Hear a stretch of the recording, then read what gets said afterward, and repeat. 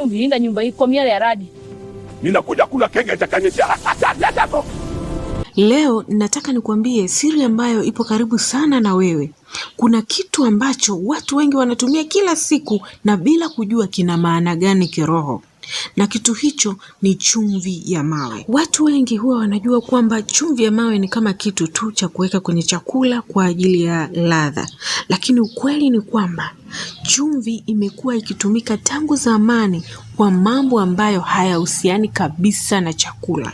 Kama ulikuwa hujui ni kwamba chumvi ya mawe ina nguvu ya kusafisha, ina nguvu ya kulinda na ina nguvu ya kubadilisha hali ya maisha ya mtu. Na hata mpaka leo hii wapo watu wanaotumia chumvi ya mawe kwa sababu wanajua kuna kitu maalum ndani yake, kuna kitu cha kiroho ndani yake, na hao ndio wanaopata faida za chumvi ya mawe. Sasa swali la kujiuliza ni kwamba kwa nini universe iliweka chumvi ya mawe ndani ya ardhi badala ya kuiweka mahali pengine? Na ni siri gani kubwa iliyofichika ndani ya chumvi ya mawe ambayo watu wengi hawaijui? Sasa leo katika video hii utaelewa kwamba chumvi ya mawe sio kitu cha kawaida kama tulivyozoea. Na inawezekana baada ya video hii hautaitazama tena chumvi ya mawe kwa macho ya kawaida. Siri ya kwanza kabisa iliyopo ndani ya chumvi ya mawe ni kwamba hii chumvi ya mawe unayoiona imebeba energy ya dunia. Chumvi ya mawe inatoka ndani kabisa ya ardhi. Na ardhi ina energy ambayo ni ya zamani sana. Energy ya vizazi na vizazi ambayo imekuwepo kabla hata ya kizazi chetu. Na ndio maana chumvi ya mawe ina energy ya asili ambayo haijachakachuliwa. Unaposhika chumvi ya mawe, unakuwa unashika kitu ambacho kimekaa ndani ya ardhi kwa miaka mingi sana. Energy yake huwa ni tulivu, nzito na ya asili. Na ndio maana siku zote huwa ninapendekeza kama una matumizi na chumvi ya mawe, basi hakikisha unaitumia ile ambayo haijachakachuliwa, ambayo haijapitia kiwandani, ili uweze kupata zile nguvu zake zote. Na mara nyingi universe huwa inaficha nguvu zake kwenye vitu vya asili. Ndio maana chumvi ya mawe ina uwezo wa kukuletea energy ya utulivu na usijue imetokea wapi. Yaani automatically utajikuta unapata utulivu, unapata amani ndani yako. Na pia hii chumvi ya mawe inaweza kufyonza nguvu mbaya au tunasema energy nzito. Kuna wakati mtu anaweza kujisikia vibaya bila sababu ya msingi. Yaani unajisikia umechoka, hauna mood, na kunakuwa hakuna tatizo kubwa, lakini moyo wako unakosa amani, unapata uzito moyoni. Nyumba inaweza kuwa nzuri, lakini bado mtu anahisi kama kuna uzito fulani unazunguka ndani ya nyumba. Hiyo ndio nguvu mbaya au tunasema nguvu nzito. Watu wengi hawajui kwamba wakati mwingine hiyo ni energy nzito au ni negative energy. Wanahisi ni jambo la kawaida tu. Sasa chumvi ya mawe ina uwezo wa kufyonza energy hiyo. Ina uwezo wa kusafisha kila kitu. Na ndio maana huwa ninashauri ndani ya nyumba yako isikosekane chumvi ya mawe. Itakusaidia sana kusafisha energy isiyoonekana. Na wewe mwenyewe utaona tu ule wepesi unaoupata baada ya kutumia chumvi ya mawe. Ninakuomba baada ya kutazama video hii ukafanya kitu rahisi sana leo hii. Chukua chumvi ya mawe kidogo katika kiganja chako. Kisha funga macho kwa sekunde chache. Usifikirie kitu chochote. Kaa kimya tu, halafu jiulize unahisi nini ndani yako. Kuna vibration gani unaipata ndani ya moyo wako au ndani ya mwili wako? Watu wengi watahisi utulivu wa ajabu. Watahisi amani ya ajabu. Hiki ni kitu ambacho kinaweza kutokea nyumbani kwako ukiwa wewe peke yako na chumvi ya mawe. Sio ukiwa mbele ya mtu au sio mpaka ufunge safari uende sehemu fulani. Ni wewe nyumbani kwako. Hiyo ni energy ya asili ya chumvi ya mawe. Nenda kafanya zoezi hili halafu utarudi hapa na ushuhuda. Kuna siri ambayo watu wachache sana wanaijua. Hii chumvi ya mawe sio kitu cha kawaida. Ndani yake huwa kuna nguvu ya asili inayoweza kuvuta nishati nzuri kama sumaku. Pale unapoweka chumvi ya mawe ndani ya nyumba yako, hasa sehemu yenye utulivu, unaanza kubadilisha vibration ndani ya mazingira yako pole pole bila ya hata wewe mwenyewe kugundua. Ni kama vile universe inatambua kwamba umejiandaa kupokea baraka mpya. Kwa hiyo nishati nzito inaanza kuondoka na nafasi yake inachukuliwa na nishati nyepesi yenye kuvuta mafanikio. Na watu wengi ambao wamebadilisha maisha yao ya kiroho walianza kwa hatua ndogo sana, na mojawapo ya hatua hizo ilikuwa ni kutumia chumvi ya mawe katika kusafisha mazingira yao. Na hii nilishafundisha sana. Unaweza kutumia chumvi ya mawe kudekia, na kadri nishati nzuri inavyoongezeka ndani ya nyumba yako, ndivyo fursa za mafanikio zinavyoanza kujitokeza. Wakati mwingine unakuta mtu anafanya kazi kwa bidii sana, lakini mambo hayaendi. Fursa zinapotea ghafla, pesa zinakuja na kuondoka, mipango inaharibika bila sababu. Lakini kiroho, hali kama hii mara nyingi ina maana kwamba njia zako zimejaa nishati mbaya, zimejaa negative energy. Sasa chumvi ya mawe ina uwezo wa kufungua njia hizo, kwa sababu inaunganisha nguvu za dunia na nguvu za universe. Unapoiweka karibu na mahali unapopanga mambo yako, unapoiweka karibu na biashara yako, kwa mfano mezani au karibu na kitanda chako unapolala, huwa inasaidia sana kuondoa vizuizi visivyoonekana. Hii ni muhimu sana ufahamu. Na pole pole universe itaanza kusogeza mambo kwa urahisi zaidi. Utaanza kuona mambo yanaenda, pesa zina flow, na utaanza kugundua jambo la ajabu kwamba mambo ambayo yalikuwa ni magumu yanaanza kuwa rahisi. Hii ni kiroho zaidi na ni kiimani zaidi. Ukifanya kwa kuamini, mambo yanakuwa kwa nguvu ya ajabu sana.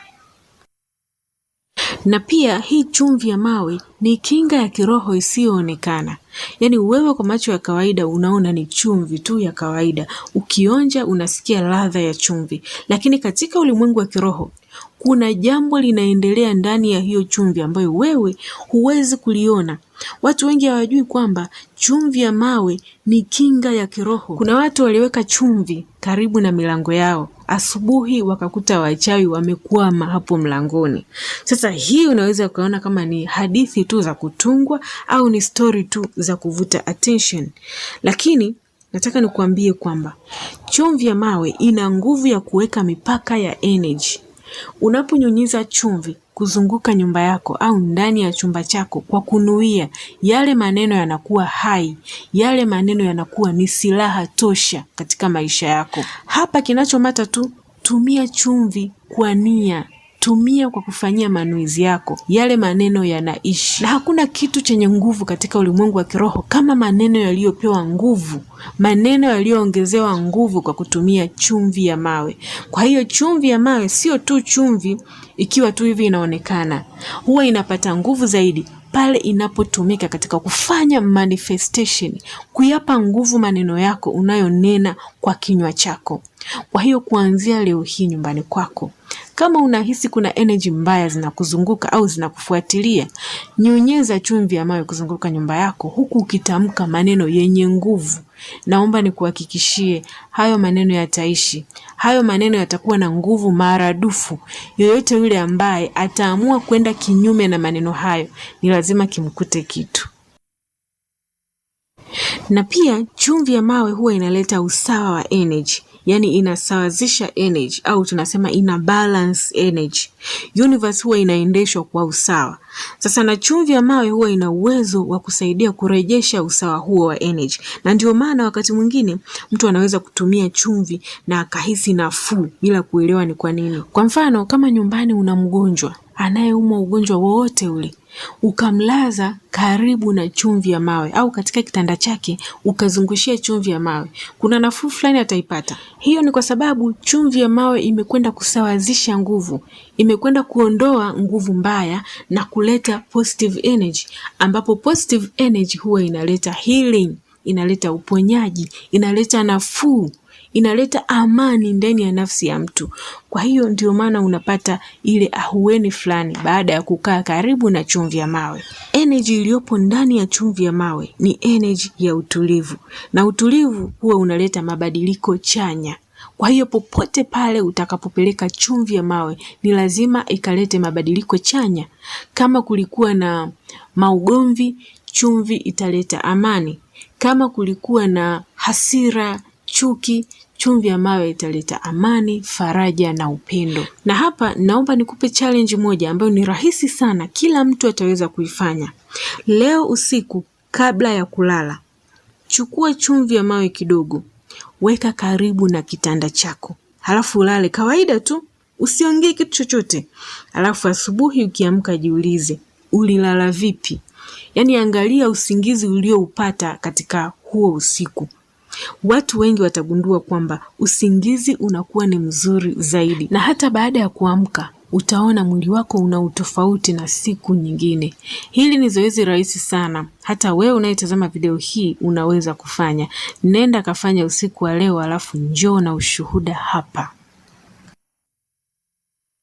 Na kitu ambacho watu wengi huwa wakijui ni kwamba universe au huu ulimwengu tunaoishi huwa unaficha siri kwenye vitu vidogo vidogo, sio vitu vikubwa. Universe huwa haifichi nguvu zake kwenye vitu vikubwa. Mara nyingi siri kubwa huwa inafichwa kwenye vitu vidogo sana, na chumvi ni mojawapo ya vitu hivyo. Chumvi ni kitu kidogo sana, ni kitu ambacho unaweza kukidharau ukikiona kwa mara ya kwanza, lakini kina maana kubwa sana katika ulimwengu wa kiroho. Na ndio maana hii siri ya chumvi ya mawe watu wengi wamechelewa kuijua. Watu wengi wamekuwa wakipuuza, na mwisho wa siku wamekuwa wakipishana na vitu vizuri katika ulimwengu wa kiroho. Kuanzia leo, anza kuitazama chumvi kwa jicho la tofauti. Chumvi sio kitu cha kawaida. Chumvi ni kitu cha thamani sana katika ulimwengu wa kiroho, na ukikitumia vizuri unaweza kubadilisha maisha yako ya kiroho. Chumvi ya mawe inaweza kukusaidia kuachilia mzigo uliopo moyoni mwako. Katika hii dunia yetu, kuna watu wanabeba mizigo moyoni kwa muda mrefu sana. Yaani wanashindwa kuachilia. Pale inapofika full moon, nikisema achilia vitu vilivyopo moyoni mwako, kuna watu wanashindwa. Wanakuwa na wasiwasi, hofu, mawazo mazito. Lakini chumvi inaweza kukusaidia kuachilia mzigo huo. Wakati unafanya meditation ya kuachilia, hakikisha pembeni yako hakukosekani chumvi ya mawe. Chumvi ya mawe itakulinda kiroho, na pia itakupa utulivu ndani ya akili yako na ndani ya nafsi yako. Utajikuta unapata urahisi sana katika kuachilia na kusahau kabisa. Na pia chumvi ya mawe inaweza kuongeza aura ya kuvutia mafanikio. Kila mtu hapa duniani ana aura. Hii aura ni mwanga wa kiroho unaomzunguka mtu. Hata kama wewe hauoni kwa macho ya kawaida, lakini tambua kwamba kuna aura inayokuzunguka. Kuna mwanga wa kiroho unaokuzunguka. Lakini hii aura inaweza kudhoofika kutokana na mawazo mabaya, mazingira mabaya, au watu wenye nishati mbaya. Hii chumvi ya mawe ina uwezo wa kuimarisha aura yako kwa sababu inasafisha nishati inayokuzunguka. Unapokaa karibu na chumvi ya mawe kwa dakika chache kila siku, aura yako inaanza kuwa safi na kuimarika. Na mtu ambaye aura yake ni safi huwa anavutia vitu vizuri bila hata ya kufanya jitihada kubwa. Yaani kama wewe unaona mambo yako hayaendi, au ili mambo yako yaende ni lazima uteseke sana, tambua kwamba aura yako ina shida. Kwa hiyo anza kuisafisha kwanza aura yako. Step mojawapo ni kukaa karibu na chumvi ya mawe. Kutumia chumvi ya mawe katika mambo yako ya kila siku. Utaona jinsi ambavyo vitu vinakufuata wewe badala ya wewe kuvitafuta. Na ndio maana utaona baadhi ya watu wanapata bahati mara kwa mara. Yaani sisi tunasema, fulani ana bahati, fulani ana bahati nzuri, lakini kiroho ni kwamba aura zao ziko wazi kupokea. Wewe kama aura yako imejifunga, haipo tayari kupokea, hata ufanye nini, hauwezi kufanikiwa.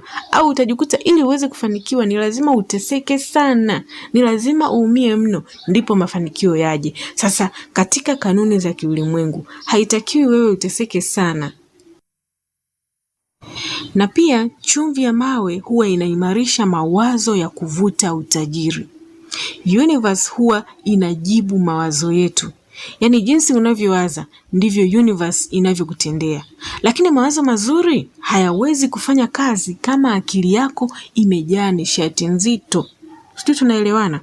Chumvi ya mawe inakusaidia kutuliza akili na kufanya mawazo yako yawe safi zaidi. Naomba nikupe challenge nyingine ambayo utakwenda kuifanya nyumbani kwako ukiwa wewe mwenyewe peke yako.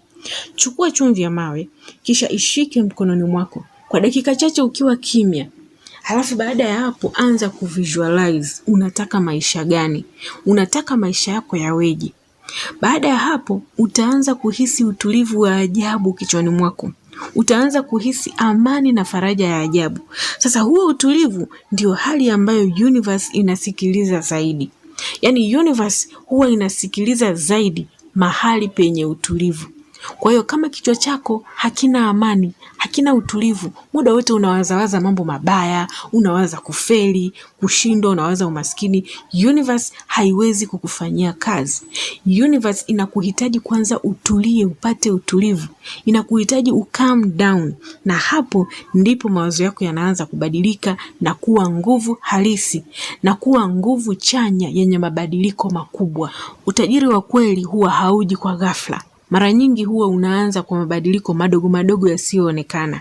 Hata hawa watu ambao mnawaona kama wamefanikiwa ghafla, wewe ndiye ambaye unaona amefanikiwa ghafla, lakini yule aliyefanikiwa anaelewa stage alizopitia, anaelewa mabadiliko aliyoanza kuyaona tangu ndani yake. Chumvi ya mawe inaaminika kusaidia kuanzisha mabadiliko hayo kimya kimya ndani yako. Unaweza kugundua pesa zinabaki zaidi, yani haziishi zote. Matumizi yasiyo ya lazima yanapungua. Fursa zinaanza kujitokeza na kukufuata. Haya yote ni ishara kwamba nishati ya mafanikio inaanza kukuzunguka. Universe inaanza kukuamini pale unapoweza kuhifadhi nishati uliopewa, na hapo ndipo milango mikubwa inaanza kufunguka. Na pia naomba uelewe siri hii ya chumvi ya mawe.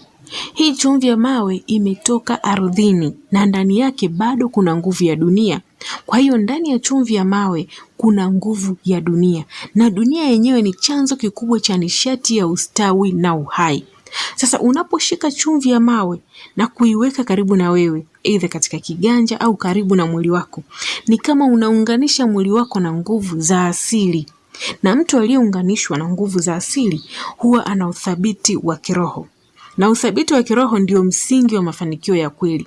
Kwa hiyo ili uweze kufanikiwa kwanza ni lazima uwe thabiti kiroho. Na ukiwa imara kiroho ni ngumu sana wewe kuangushwa. Na watu wengine hawajui kwamba wakati mwingine utajiri huzuiliwa sio kwa sababu wewe ni mvivu, hufanyi kazi au hujitumi, bali kwa sababu ya nishati hasi inayokuzunguka.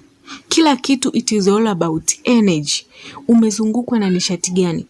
Chumvi ya mawe hii huwa inafanya kazi kama ngao ya kiroho. Inaweza kunyonya nishati hasi kabla haijakufikia. Na unapolindwa kiroho, nguvu zako zinaelekezwa kwenye mafanikio badala ya kupambana na nishati nzito. Leo hii kuna watu wanashindwa kufanya kazi za maendeleo, wanashindwa kupata mafanikio kwa sababu wanapambana na nguvu mbaya, wanapambana na uchawi. Nifanye vipi ili niweze kuilinda biashara yangu?